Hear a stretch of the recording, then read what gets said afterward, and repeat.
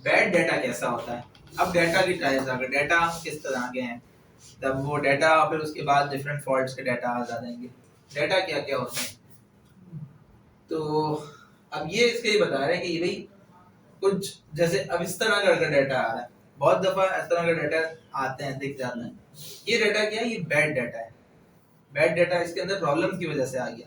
आपने बिल्कुल एक झटके से ले जाके सेंसर लगाओ, टक टक के लगाओ, वो उसको स्टेबल होने में टाइम लगेगा, उसको इतनी वाइब्रेशन मिल रही है अचानक। अब तो वो बेसिकली क्या करेगा, हायर एंड पे जाएगा, फिर लोअर होता रहेगा। आपकी जितनी पीक्स अंदर आ रही थी वो तो उसकी इसके रिलेटिवली तो बहुत छोटी थी, तो वो इधर कहीं कवर हो गई, उसको पता ही नहीं चलना।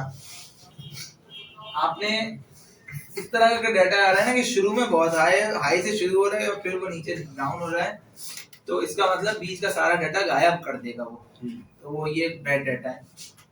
इसमें किस किस वजह से आ जाएगा, आपने सेंसर लगाते ही डाटा ले लिया शुरू कर दिया, तो inappropriate settling time of sensor को सेटल होने का टाइम नहीं मिला। जैसे मोइज ने बताया हमारे वाले में ये मसला हल हो गया। शुरू में वो अपने आप को एक सीक्वेंस वो करता है, सेटल करता है, फिर डाटा स्टार्ट करता है। अच्छा, थर्मल ट्रांजिएंट, बहुत ज्यादा कोई टेम्परेचर का एक बड़ी हाई टेम्परेचर था, तो वो टेम्परेचर रेंज से बाहर जाएगा तो भी ऐसे ही डाटा आएगा। बहुत तेजी से आपने झटके से सेंसर लगा दिया तो भी ऐसे ही डाटा आएगा। झटके से डाटा नहीं, सेंसर नहीं लगाना। सेंसर किस तरह लगाना होता है, अगर आपको इधर बॉडी के ऊपर सेंसर लगाना है तो आप इसको ऐसे ले जाके नहीं लगाओगे। अगर ऐसे ले जाके लगाओगे तो क्या होगा, ये इसको मैग्नेट बहुत खींचेगा ना जल्दी से। आप तो आराम से लेके जाना चाह रहे थे, मगर वो जाएगा और ये झटके से लगेगा, ये झटके से लगेगा। आप उसको ऐसे करके लगाओगे, यानी सेंसर को उसकी मैग्नेट, आप उसको ऐसे लगाओ, एक साइड यूं टच करो और फिर यूं करो, ये बिल्कुल सही से जाएगा।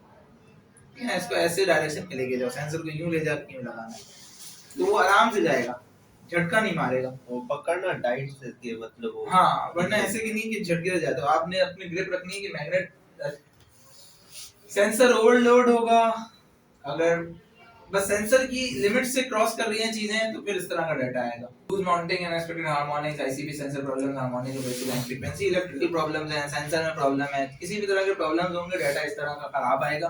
तो आपको बहुत ज्यादा हाई होगा फिर कम होगा। अभी हमने डाटा की वाली चीजें की, इसमें इंपॉर्टेंट चीजें थी कुछ, डाटा की डायरेक्शंस क्या होनी चाहिए।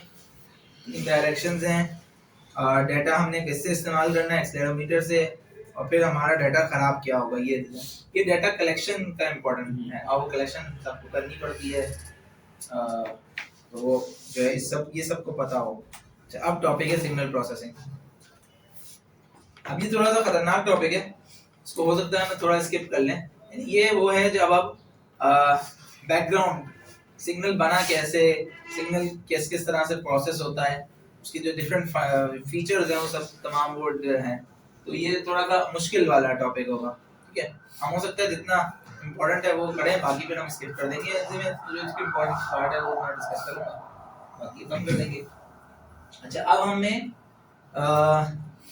कुछ चीजें रिपीट भी होंगी बट उनकी डिटेलिंग में जाएंगे ना।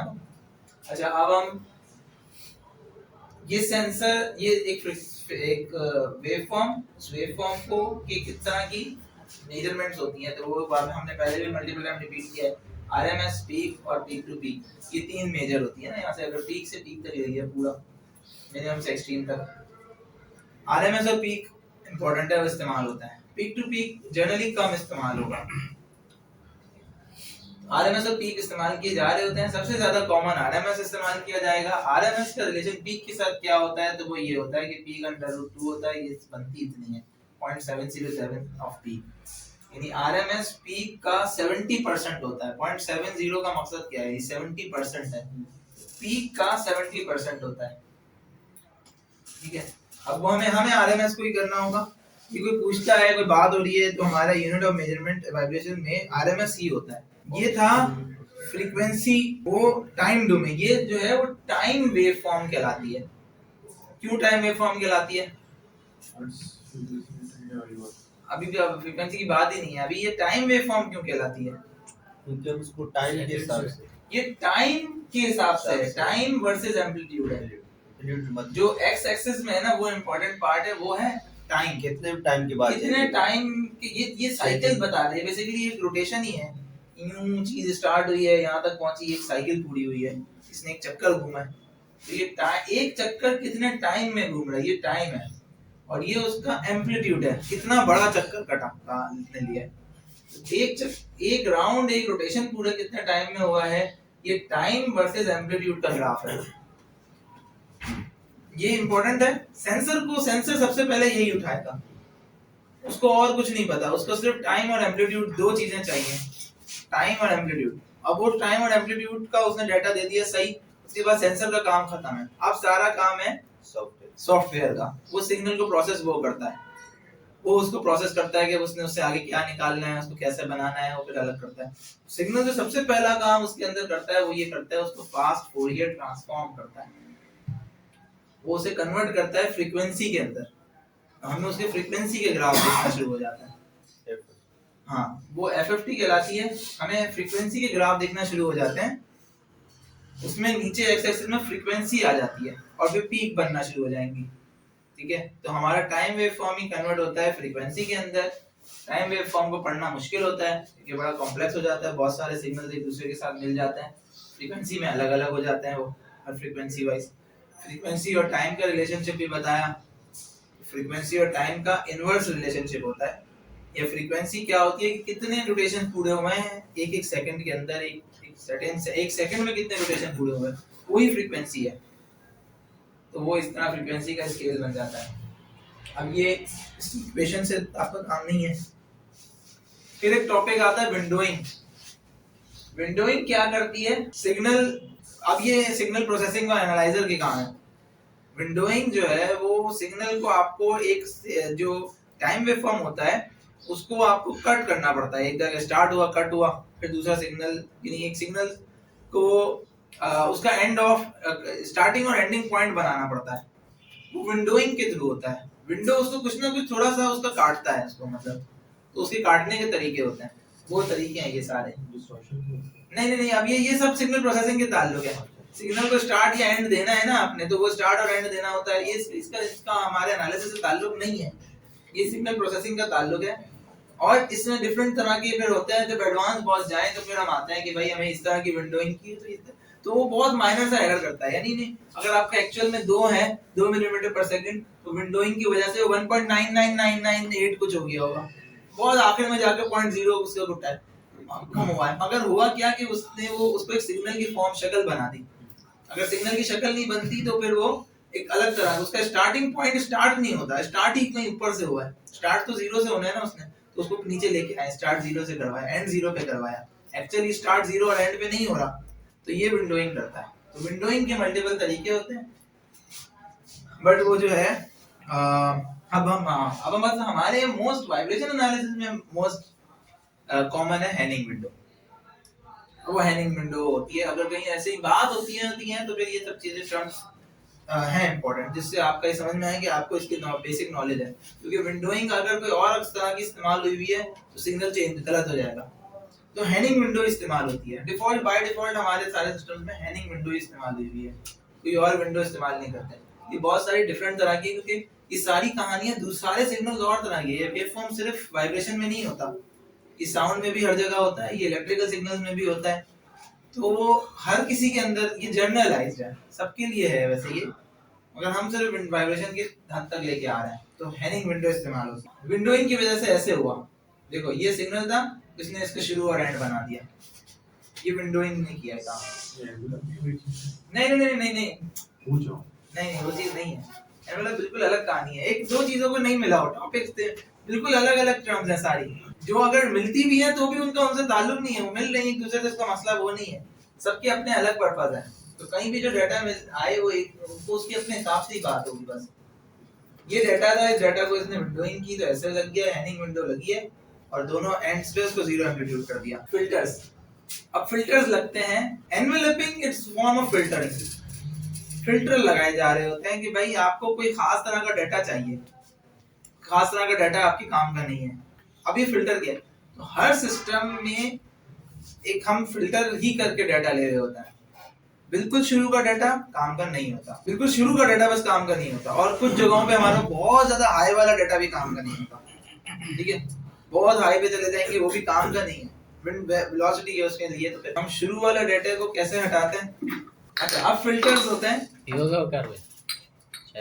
तो जो है ना वो बाय डिफॉल्ट हमारे सिस्टम में लो लो वाला लो पास यानी एक फिल्टर लगा होता है। वो फिल्टर इसमें से इसमें नहीं एग्जांपल बल्कि उसमें फिल्टर हमारा लगाता है लो फ्रीक्वेंसी फिल्टर होता है जो लो फ्रीक्वेंसी को खत्म कर देता है, यानी उसको नहीं दिखाना आपने। तो लो फ्रीक्वेंसी फिल्टर लगा होता है हमारा। इस फिल्टर हमारा डाटा स्टार्ट ही एक सर्टेन फ्रीक्वेंसी के बाद होता है। अब वो लो फ्रीक्वेंसी कितनी होती है हमारे सिस्टम के अंदर, ये 2 हर्ट्ज है। 2 हर्ट्ज से मकसद है आपका 120 सही सीपीएम, यानी एक 120 साइकिल्स पर मिनट का है। बस अभी उसके कि 2 हर्ट्ज तक का डाटा तो हमारे किसी काम का ही नहीं है, वो बहुत ही छोटा। अब वो होता क्या है मसला कि जो ये हम नॉर्मली आप कहीं भी डाटा लो ना अगर, तो ये बहुत ही लो फ्रीक्वेंसी डाटा आपको मिलेगा। कहीं भी वाइब्रेशन ऐसा नहीं है कि यहाँ भी मैं सेंसर लगाऊं तो कोई वाइब्रेशन ही नहीं मिलेगी, मिलेगी। वो कौन सी वाइब्रेशन है जो यहाँ आसपास से किसी भी चीज की घूम के आ रही है। चीजें तो एक दूसरे से कनेक्टेड है ना, कहीं भी फोर्स लगी है, कहीं वो बाहर से गाड़ी चल रही है उसकी भी वाइब्रेशन यहाँ पे आ रही है। तो जो ये वाइब्रेशन सेस्मिक वाइब्रेशन है ये बहुत ही लो होती है फ्रीक्वेंसी में और ये हर जगह होती हैं। तो अगर आपने इसको ग्रिप करना शुरू किया तो इसी का एम्पलीट्यूड शायद हाई आ जाए, हो सकता है, मगर ये आपके काम की थोड़ी है, ये तो सिस्टम की थोड़ी थी, ये तो एक्चुअल ग्राउंड वाइब्रेशंस हैं, तो इसको हटाना पड़ता है। तो शुरू की 2 फ्रीक्वेंसीज तक यानी 100-120 तक की साइकिल थी। अब 100-120 सीपीएम कितने हो गए, बहुत कम हुए। सिस्टम का एक बड़े हल्की स्पीड वाला पार्ट है वो, और कुछ सिस्टम इतने स्पीड में होते नहीं है। सिस्टम तो 600-700 शुरू कम से कम और फिर आगे बढ़ गए। अगर तो बहुत ही स्लो मशीन्स होती है ना जिसमें 200-300 आरपीएम है तो फिर हमें वो फिल्टर बंद करना पड़ता है।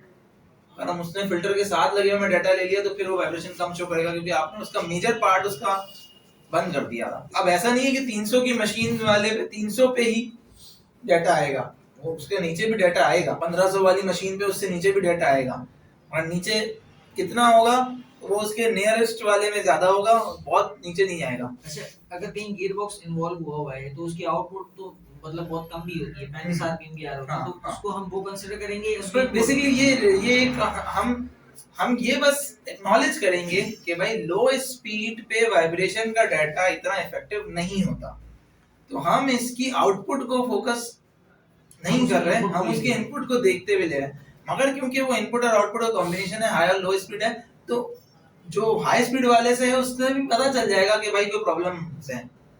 अगर लो स्पीड वाले वाइब्रेशन बढ़ रही है मगर वो अपना हाई स्पीड से इंपैक्ट करेगी तो वो आएगा। अगर तो सिर्फ होता है कि हमारे पास एक रोलर ही है, रोलर की बेयरिंग पे वाइब्रेशन ले रहे हैं, वो रोलर चली 100 पे रहा है, तो फिर हम कहेंगे कि ये वाइब्रेशन का मतलब अगर एक मैकेनिज्म है वो है गियर बॉक्स चल रहा है। अच्छा, गियर बॉक्स भी ओके है और इनपुट साइड यानी मोटर भी ओके है, लेकिन आउटपुट मैकेनिज्म जो ड्रिवन हो रहा है तो वो उसके दूसरे एंड पे कोई इंपैक्ट आ रहा है, तो वो यहाँ पर हमें शो हो जाएगा। हाँ, अब डिस्टेंस मैटर करता है। अगर मैं एक चीज कहूँ कि वो वहाँ एक पुली लगी, मतलब हाउसिंग एक वहां पर है और इतनी लंबी एक शाफ्ट है वहां, और उसके ऊपर हाउसिंग पे देन यहाँ से हम एक हाउसिंग यहाँ है, इसके साथ कनेक्टेड ड्राइव है। हम अब कहें कि भाई इसने इसकी ड्राइव यहाँ से, बेसिकली इसकी ड्राइव यहाँ से हुई ना, इसने ये तो था 1000 आरपीएम पे, इधर से आगे इसकी जो सेकंड शाफ्ट जो ड्राइव हो रही है वो आ गई है आपके 200 आरपीएम के ऊपर, सही है।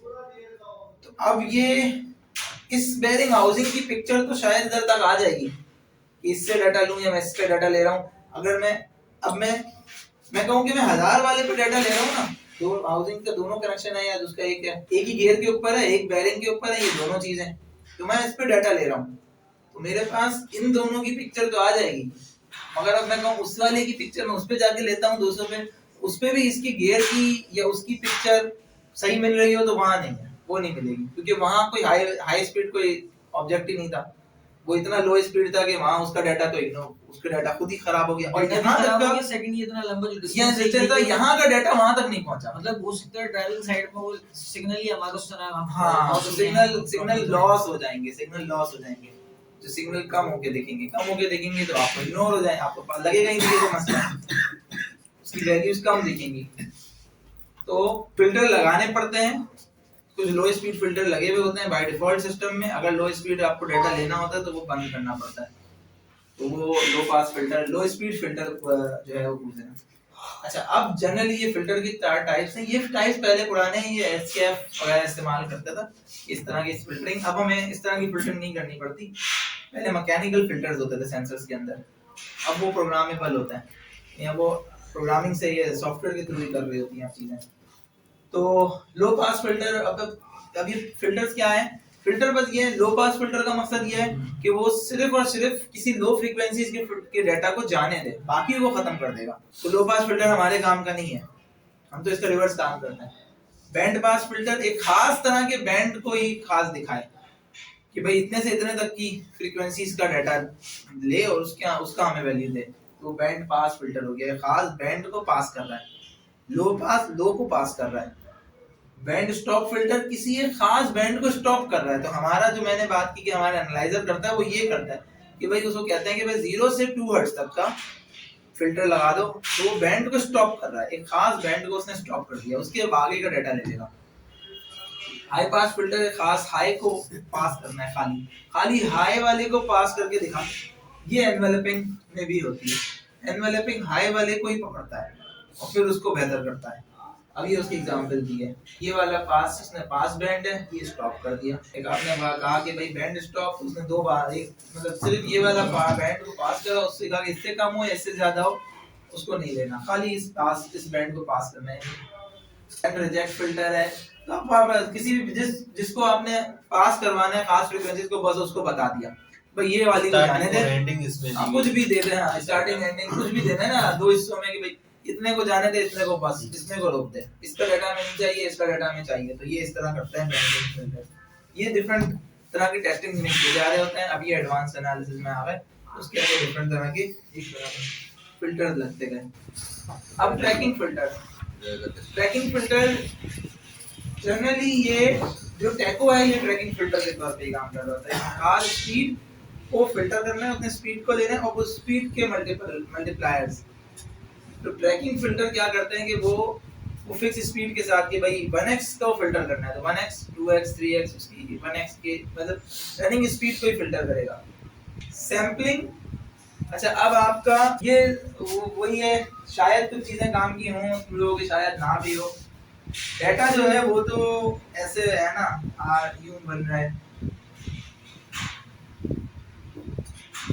या इसको ऐसे ही सिर्फ ऐसे ही देखते हैं इसको, एफएफटी में, सॉरी अब इसकी एफएफटी की इसमें ऐसे आ रहा है।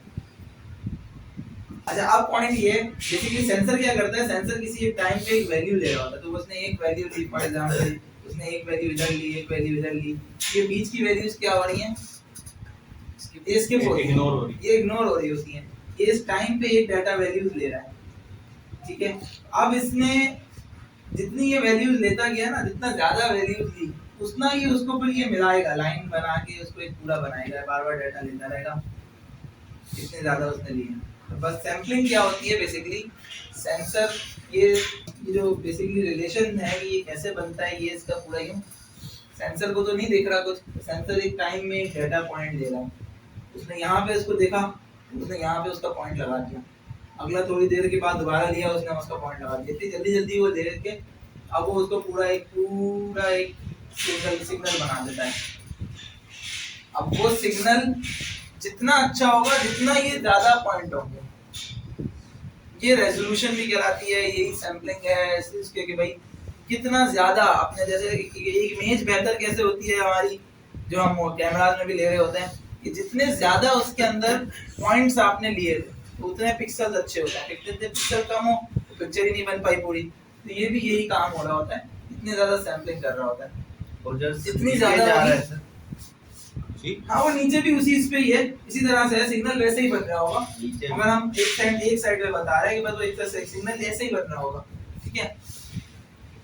अब हम जब जनरली एम्पलीट्यूड्स में आ जाते हैं ना, तो हमने नीचे वाले को ऊपर ही उसको पीक एम्पलीट्यूड पे ही ले लिया ना, तो नीचे वाला एक तरफ का तो निपट उसको खत्म ही हो गया, ऊपर वाले को ही काम ले लेना है। तो बस सैम्पलिंग से अब ये इतना है, सैम्पलिंग जितनी ज्यादा हो, सैम्पलिंग रेट जितना अच्छा है, डाटा उतना अच्छा होगा। उसकी वजह से अब हम कैसे मैनेज करते हैं इसको, टाइम से। आपने जितने ज्यादा देर का डाटा लिया वो उतना अच्छा उसको सैंपल कर देगा, यानी उतनी उतना ज्यादा उसको जितनी उसने लेनी थी ना, उतना अगर 1000 पॉइंट लेने थे, डेटा कलेक्शन टाइम बढ़ाएं तो सैम्पलिंग उतनी अच्छी आएगी, उतना अच्छा हमारा डेटा आएगा। सैंपल जो सैम्पलिंग रेट